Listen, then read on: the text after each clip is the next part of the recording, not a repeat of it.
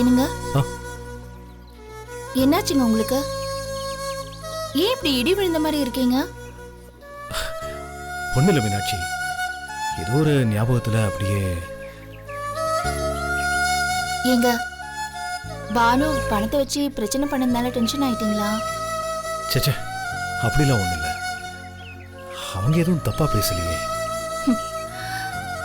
இப்படிதானே அவங்க ஒவ்வொரு வாட்டியும் பேசும்போது நம்ம சமாதானப்படுத்திக்கிறோம். அது இல்ல மீனாட்சி. ஏங்க, நீங்க கூட என்கிட்ட என்ன பிரச்சனைன்னு சொல்ல மாட்டீங்கல்ல? இல்ல, நிஜமா ஒரு அவசர பண தேவை. அதுக்காக தான் நான் வீட்டில் உள்ள பணத்தை எடுக்கணும்னு நினைச்சது. அவங்க பேசுனதுலேயும் ஒரு நியாயம் இருக்குல்ல. இது ஒன்றும் என்னோட தனிப்பட்ட சம்பாத்தியம் கிடையாது, எல்லாரோட உழைப்புலையும் வந்தது தானே. அவங்களுக்கும் அதில் பங்கு இருக்குல்ல. சரிங்க, நீங்க யார்கிட்டயும் கேட்க வேண்டாம். என்னோட நகை, என்னோட பணம், என்னோட சொத்து கொஞ்சம் இருக்குல்ல, அதுல இருந்து நீங்க எடுத்துக்கலாம்ல. அது போதும்ல.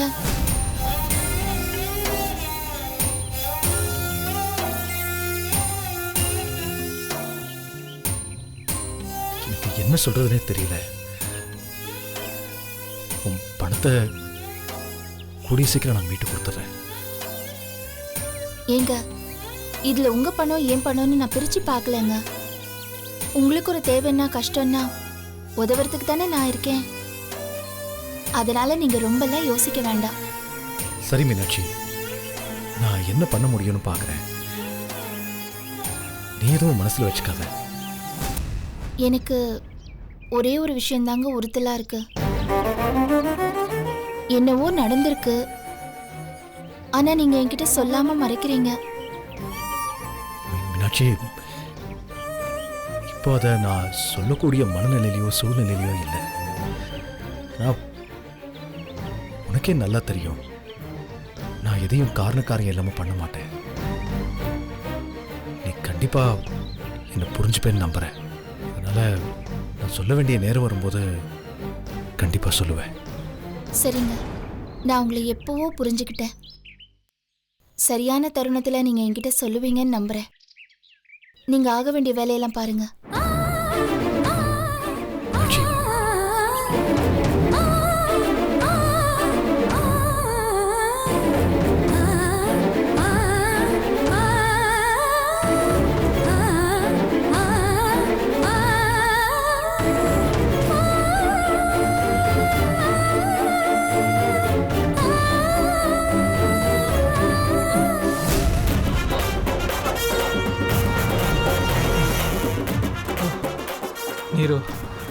ನೀರು ಅಣ್ಣ ತುಂಬ ಆಸೆ ಆಗಿದೆ, ಸ್ವಲ್ಪ ನೀರು ಕೊಡಿನಾ. ನೀರು ನೀರು ನೀರು ಸ್ವಲ್ಪ ನೀರು ಕೊಡ್ರಿ. ಸ್ವಲ್ಪ ನೀರು ಕೊಡ್ರಿ, ತುಂಬ ಆಸೆ ಆಗಿದೆ. കുറച്ച് വെള്ളം തരൂ. ಸ್ವಲ್ಪ ನೀರು ಕೊಡಿನಾ. ചേട്ടാ വെള്ളം ನೀರು വെള്ളം ನೀರು കുറച്ച് വെള്ളം തരൂ. വെള്ളം വെള്ളം ನನಗೆ ನೀರು ಕೊಡಿನಾ. വെള്ളം. ஏய், கொஞ்சம் தண்ணி கொடுங்கடா. ചേട്ടാ ചേട്ടാ എനിക്ക് കുറച്ച് ചേട്ടാ വെള്ളം പ്ലീസ് ചേട്ടാ. ചേട്ടാ എനിക്കൊന്ന് ചേട്ടാ. பாவி பயலுங்க, கட்ட ஊத்துடாம தண்ணி கீழே வச்சுட்டு போறானுங்க, எப்படி குடிப்பாங்க? എനിക്ക് വിശക്കുന്നു വിശക്കുന്നു വിശക്കുന്നു. என்னங்க விஷம் குடி செத்து போன்னு சொல்றாரு? അയ്യോ വിശക്കുന്നു പറഞ്ഞ പസിക്കുതെന്ന് അർത്ഥം. ஓ,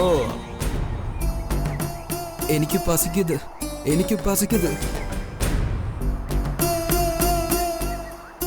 വിശക്കുന്നു വിശക്കുന്നു വിശക്കുന്നു.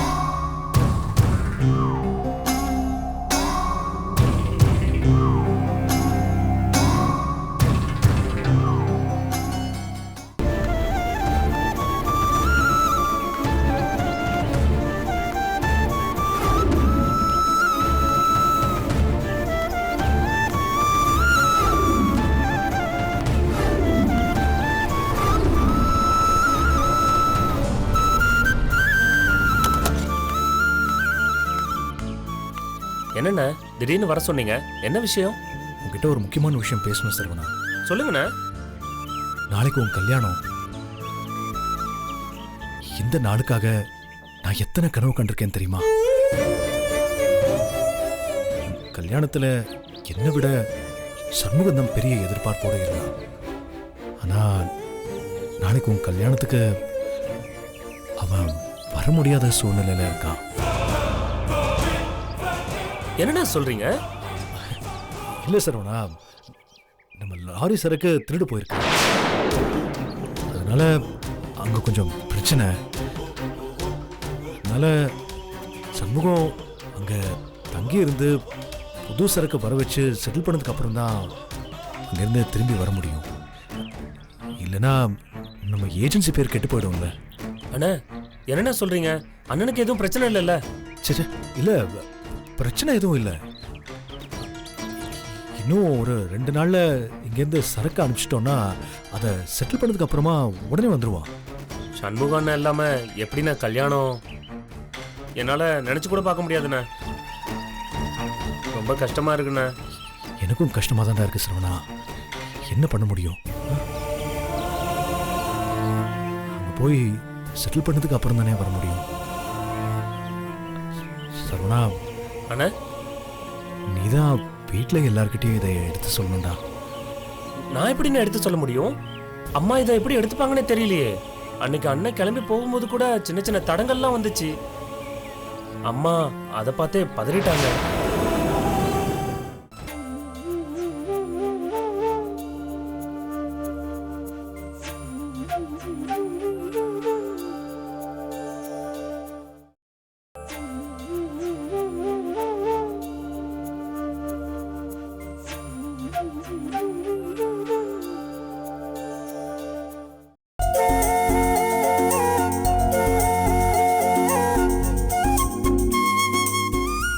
அண்ணி சான்ஸே இல்லை அண்ணி. உங்களை மாதிரி இந்தியாவில் யாராலையும் காய்கறி வெட்ட ஆளே கிடையாது. உனக்கு வேணும்னா இன்னொரு கேரட் வேணாலும் எடுத்து சாப்பிடு. அதுக்காக கதையெல்லாம் ஓட்டிக்கிட்டு இருக்காத. இல்ல அண்ணி, நான் உண்மையா தான் சொல்றேன். அக்கா குடுங்க, நான் நறுக்கி தரேன். இல்ல இருக்கட்டும் வைஜெயந்தி. அட பரவாயில்ல, இல்ல. குடுங்க. அண்ணி காய்கறிலாம் அவங்க வெட்டட்டும், நீங்க போய் அழகா குழம்பு வைங்க. மீனாட்சி வா. சண்முகம் வந்துட்டானா? அவர் இன்னைக்கு வந்துருவாருன்னு சொல்லிட்டு இருந்தாங்க.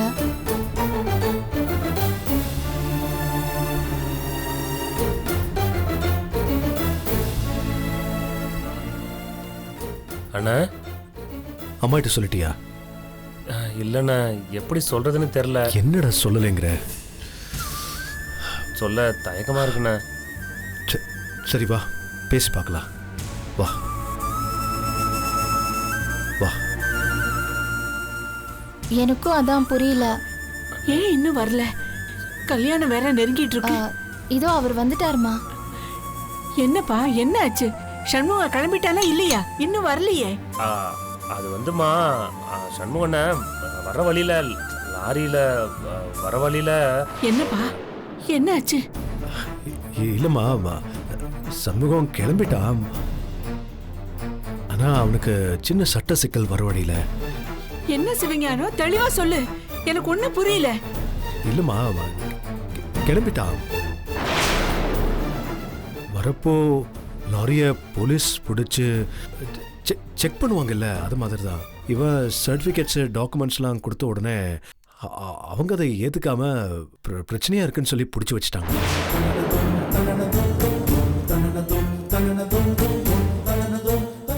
அதனால இப்போ சண்முகம் அங்கேயே இருந்து கிளியர் பண்ணிட்டு வர வேண்டிய ஒரு சூழ்நிலை. அதான்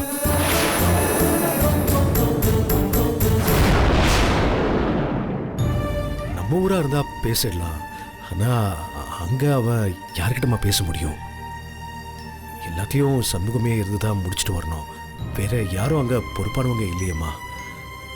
ஆமாம்மா, அண்ணன் இங்க இருக்கிற லாயர்கிட்ட சொல்லி இந்த பிரச்சனையெல்லாம் கொஞ்சம் சரி பண்ண சொல்லியிருக்காரு. அண்ணன் கல்யாணத்துக்கு வந்துருவாங்கல்ல?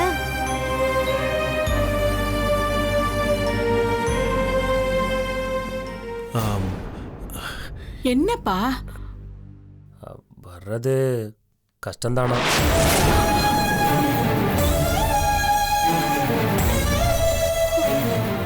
டேய், என்னடா, என்ன என்ன சொல்ற? கல்யாணத்துக்கு வரமாட்டானா? சிவஞானம் என்னடா கல்யாணத்துக்கு வராத அளவுக்கு என்னங்க பிரச்சனை? அது மீனாட்சி, என்னப்பா கடைசியில இப்படி சொல்றீங்க? இதுக்கு தான் நான் சொன்னேன் 1 கோடி ரூபாய் போனாலும் பரவாயில்ல, எந்த விளக்கமும் சொல்ல வேண்டான்னு. டேய் உடனே அவனை கிளம்பி இங்க வர சொல்லு. ஐயோ அப்படிலாம் வர முடியாதுமா. இப்போ நம்ம லாரி அவன் விட்டுட்டு வந்தான்னா அது வேற மாதிரி தப்பாயிடுமா, பிரச்சனை பெருசாயிடும்.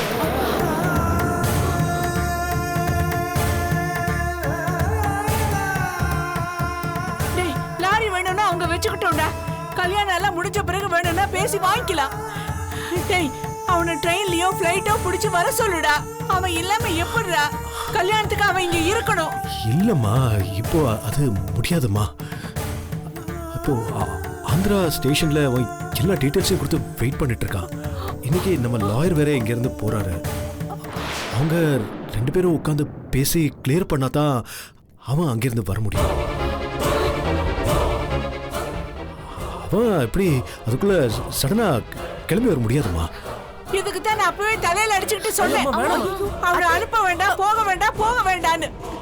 கல்யாணத்தை வச்சுக்கிட்டு இப்படி எல்லாம் சொல்றீங்களேப்பா, அப்படி என்ன பெரிய வியாபாரம்? நீங்க எல்லாரும் சேர்ந்து அவனை இப்படி அனுப்பி வச்சிட்டீங்கல்ல. ஏமா பதறீங்க? இதை எதிர்பார்க்கலையம்மா. திடீர்னு போலீஸ் பிரச்சனை ஆயிடுச்சு. அம்மா நம்ம கிட்ட இருக்கிற டாக்குமெண்ட்ஸ் எல்லாம் ஒரிஜினல் டாக்குமெண்ட்ஸ்மா.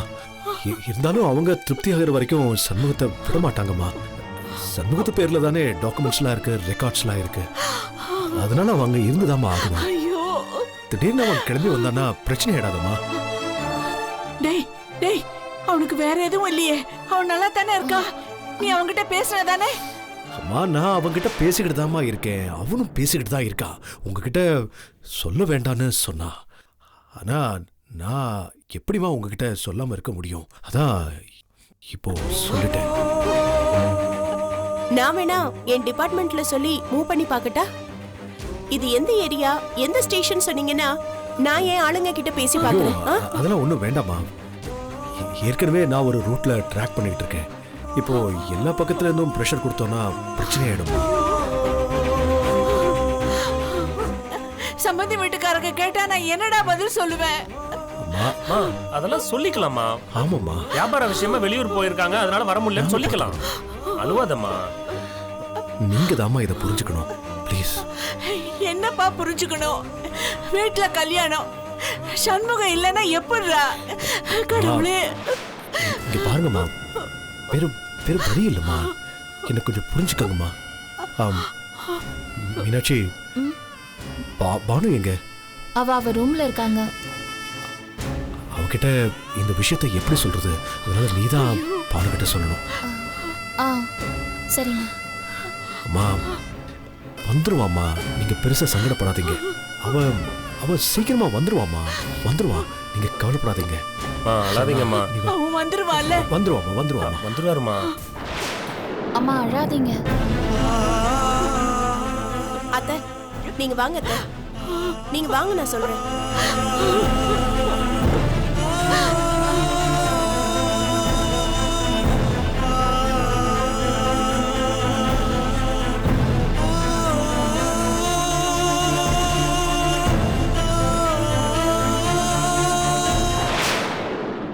பானு,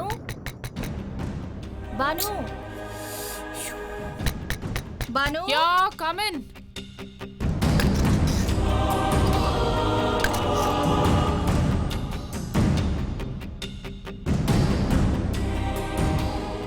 பானு, உன்கிட்ட கொஞ்சம் பேசணும். சொல்லுங்க. சாரி, உன்னை தொந்தரவு பண்ணிட்டேன். அதான் தொந்தரவு பண்ணிட்டீங்களே, அப்புறம் என்ன சொல்லுங்க. இல்ல, ஒரு முக்கியமான விஷயம், அதான் தொந்தரவு பண்ண வேண்டியதாயிடுச்சு. ஓகேங்க. நாள் முழுக்க ஆஃபீஸ் போயிட்டு காலையிலேருந்து ராத்திரி வரைக்கும் ஆஃபீஸில் செத்து சுண்ணாம்பாய் இன்னைக்கு ஒரு நாள் தான் நிம்மதியாக தூங்கலான்னு படுத்துட்டு இருந்தேன்.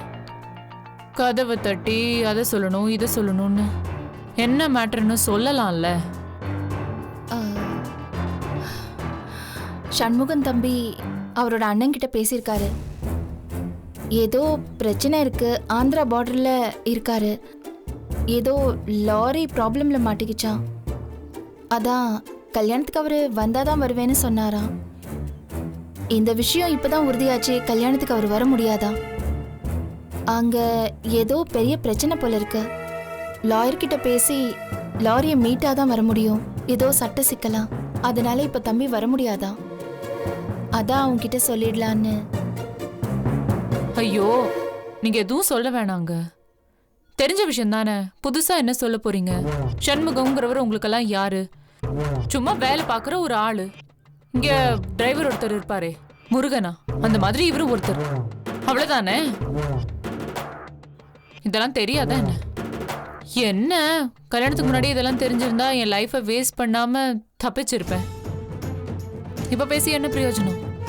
அவர் வந்தா வரட்டுங்க, வரலன்னா போகட்டும். அதுக்கு நான் என்ன பண்ண முடியும்? இது பாரு பானு, என்ன பேசுற? சண்முகம் கல்யாணத்துக்கு வர முடியாதுன்னு எல்லாரும் வீட்டுல கஷ்டமா தான் இருக்கும்.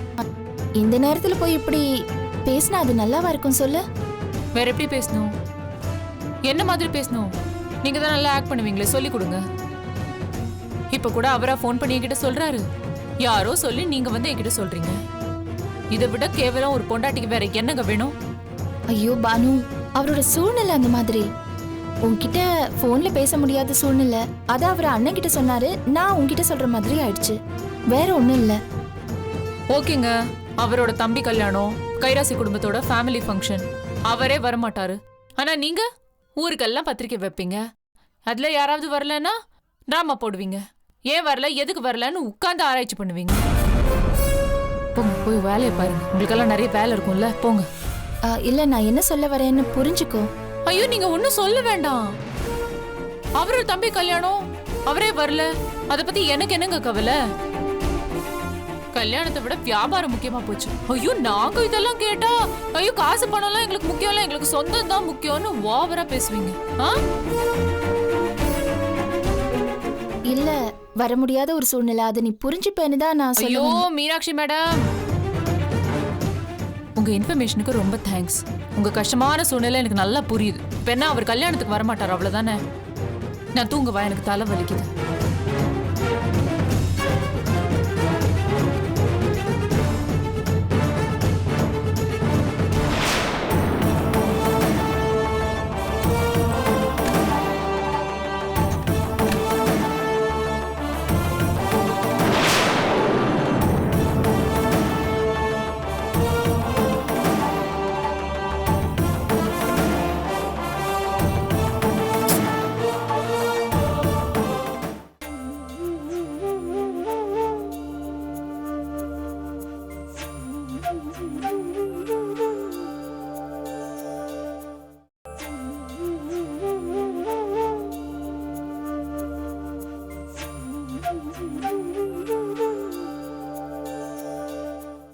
கவிதா, கவிதா, அடியே இன்னும் என்னடி பண்ற? வரேம்மா. சீக்கிரம் வாடி, நேரம் ஆகுதுல்ல. பூ வச்சுக்கிட்டியா? இப்பதான் பொண்ணா லட்சணமா நல்லா அழகா இருக்கிற. கண்ணுக்கு தெரியற மாதிரி ஏதாவது எடுத்து போட வேண்டியதானே, ஒண்ணுமே தெரியலையே. ஆமா, அப்படியே பெருசா வைரமும் தங்கமும் கொட்டி வச்சிருக்கீங்க. இதுவே கவரிங் தான். அந்த கல்யாணத்துக்கு போறதுல எனக்கு விருப்பம் இல்லம்மா. இதுல வேற நல்லா அலங்காரம் பண்ணிட்டு வான்னு சொல்ற. ஏமா, கண்டிப்பா அந்த கல்யாணத்துக்கு போய் தான் ஆகணுமா? ஏண்டி இப்படி பேசுற? நான் போட்டுக்கிட்டு இருக்கிறது மட்டும் என்ன தங்கமா? எல்லாம் கவரிங் தானே. இது பாரு, அத விடுடி, சும்மா பழசியே நினைச்சுக்கிட்டு இருக்காத. இத பாரு, நம்ம சித்ரா அவங்க பக்கம் இருக்கால, அன்னைக்கு உன் அக்காவும் மாமாவும் நல்லபடியா வந்து பத்திரிக்கையெல்லாம் வச்சுட்டு போனாங்கல்ல. இந்த சும்மா பழசியே பேசி பேசி பகைய வளர்த்துக்க வேணாம் தான் அந்த கல்யாணத்துக்கு போயிட்டு வரலான்னு சொல்றேன். இத பாரு, நீ இப்படியே பேசிட்டே நிக்காத. வா, 2 பேரும் போயிட்டு வந்துருவோம், சரியா? அங்க வந்து உம்மன்னு இருக்காத, நல்லா சிரிச்ச மாதிரி அழகா இரு, சரியா? மா, அப்பா வரலையாமா? ஏன்டி உங்க அப்பனை இப்ப போய் ஞாபகப்படுத்திட்டு இருக்க? அந்த ஆள்கிட்ட 500 ரூபாயை கொடுத்துட்டு நல்லா சாப்பிட்டுட்டு நிதானமா வாயான்னு சொல்லியிருக்கேன். ஏன்னா கல்யாணம் முடிஞ்சதுக்கு அப்புறம் தானே சோறு போடுவாங்க. 100 ரூபாய்க்கு உன் அப்பா பிளாட்பாரத்துல கிடப்பான். இப்ப 500 ரூபாய் கொடுத்துட்டேன், எங்க கிடக்குதோ என்னமோ. அதுவும் இல்லாம உன் அப்பா வராத கிடக்குறது நல்லதுன்னு நினைச்சுக்க. இல்லனா அங்க வந்து பழமொழிங்கிற பேர்ல நம்ம போட்டு கழுத்து அறுன்னு அறுத்துக்கிட்டு இருக்கோம். வா, கிளம்பலாம். இருமா, நீ பேசுறது பண்றது எல்லாமே ஒரே குழப்பமா இருக்குமா? ஒண்ணுமே புரியல. என்ன புரியல? அங்க வா, புரிய வேண்டிய நேரத்துல புரியும். என்ன, முதல் கல்யாணத்துக்கு கிளம்பு. பத்திரிக்கைங்கடி உள்ள வச்சிருக்கேன், இதோ எடுத்துட்டு அத வரேன். மறந்துடு. உங்க அப்பன மாதிரி நல்லா வியாக்கியானம் பேசுற. சீக்கிரம் வா, நேரம் ஆகுது. ஐயே, இந்த காலத்து பசங்க எல்லாம் ஏன் தான் இப்படி இருக்கிறீங்களோ? சரி போ போ போ, நேரம் ஆகுது போ.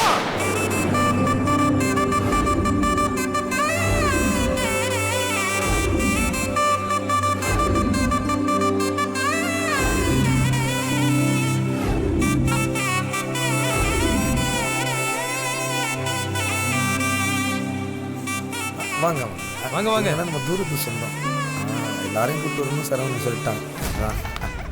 மாமா வாங்க வாங்க வாங்க. சந்திரன் எடுங்க மாமா, அக்கா எடுக்க. ஏய் உள்ள போங்க மாமா. போங்க. என்னங்க என்ன நின்னுட்டீங்க? உள்ள போலாம் வாங்க. ஆமா, பெரிய அப்படியே ஸ்டார் ஹோட்டல்ல கல்யாணம் நடக்குது. நாங்க அப்படியே ஏசியில் உட்காந்து ரிலாக்ஸ் பண்ண வந்திருக்கோம். பேசுறா பாரு பேச்சு. பழைய இடிய போற கட்டடத்துல கல்யாணத்தை வச்சிருக்காங்க. கேட்ட சங்கத்தோட கட்டடமா. இது எப்ப இடிஞ்சு விழுகுனே தெரியல. இதுல உட்காந்து நான் கல்யாணத்தை பார்க்கணும். போ போய் அந்த ஜோதியில ஐக்கியம் ஐக்கியம் போ. எப்ப பார்த்தாலும் குறை சொல்லிக்கிட்டே இருங்க. ஆமா, சும்மா வாயிலே பேசு. ஏய் இவட என்னையா மாமா வாட.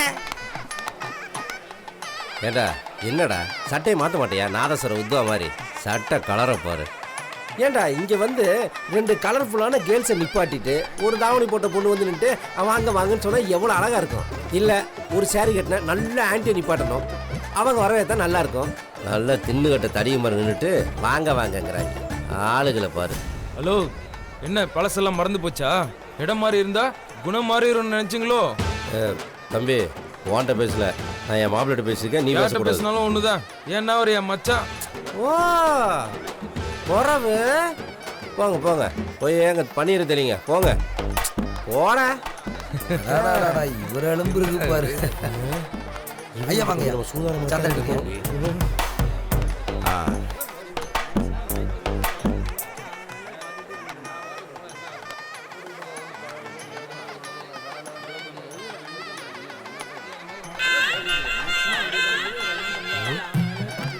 ஐயா உங்களை பார்த்தா ஃபுல் அடிக்காத ஆஃப் மெண்டல் மாதிரியே இருக்கீங்க. கண்டிப்பா இதை நான் உங்கள்கிட்ட பேசி ஆகணும். நீங்க மலை மேல இருக்கிற சித்தர் மாதிரியே இருக்கீங்க ஐயா. அநேகமா நான் நினைக்கிறேன் நீங்க சோத்துக்கு தான் இங்க வந்திருப்பீங்கன்னு நினைக்கிறேன். சரி பரவாயில்ல. இருந்தாலும் நான் என்ன சொல்ல நினைக்கிறேன்னா, இந்த சிவஞ்சாலம் இருக்கானே இந்த ஊருக்குள்ள அவனுக்கு பெருசா மரியாதை கொடுத்துட்டு இருக்காங்க. தலையில் தூக்கி வச்சு ஆடிக்கிட்டு இருக்காங்க. ஆனா நிஜத்துல கேவலமான குடும்பம். சல்லி பைசா செலவு பண்ண மாட்டான். சல்லி பைய பாருங்க, சொந்த தம்பி கல்யாணம். அவன் இந்த கல்யாணத்தை எப்படி பண்ணணும்? பெரிய மண்டபத்தில் வச்சு பண்ணணும். வெளியே ஒரு வாசல்ல ஒரு வாழை மரம் கூட கட்டலிங்க. கேட்டா சிறுத்தர் கல்யாணம்னு சொல்லி இங்க வந்து இடிஞ்சு போன மண்டபத்தில் வச்சு கல்யாணம் பண்றாங்க. துரு பிடிச்ச கம்பியாக்குறான் தம்பிய. வெளியில தாங்க அவன் பேச்சு போனா எல்லாமே அப்படியே பெரிய குபேர மாதிரி இருப்பான். உள்ளுக்குள்ளெல்லாம் தாங்க முடியாது. சாப்பாடாவது ஒழுங்கா போடுவானான்னு தெரியல. நான் நினைக்கிறேன் கேப்ப கஞ்சி தான் ஊற்றுவாங்கன்னு. ஏய்யா இந்த சாப்பாட்டுக்கா நீங்கள் கிளம்பி வந்தீங்க? ஆஹா, லேசர் ரியாக்ஷன் காட்டுறாங்க. அப்போ காது கொஞ்சம் கேக்குன்னு நினைக்கிறேன். இப்போ ஐயா நான் இங்கே சோறு இங்கே வந்ததை பற்றி நான் பேச வரல. நான் சொன்னது ஐயா வாங்கய்யா வாங்கய்யா. ஏய் யார் அவரு? எழுத்தாளர் வைகரைங்க. வைகரையா? ஐயா வந்தோன்னா நீ கவனிச்சு உள்ள உட்கார வைக்க வேணாமா? சந்தனம் கொடுத்துட்டப்பா. என்னது? யார் தெரியுமா இவரு? இவர்தான் கல்யாணத்தை தலைமை தாங்கி நடத்த போறாரு. ஐயா வணக்கம்யா. ஐயா வணக்கம் தம்பி. மன்னிச்சு. இவரு தான் இந்த கல்யாணத்தை நடத்த வந்திருக்காரா?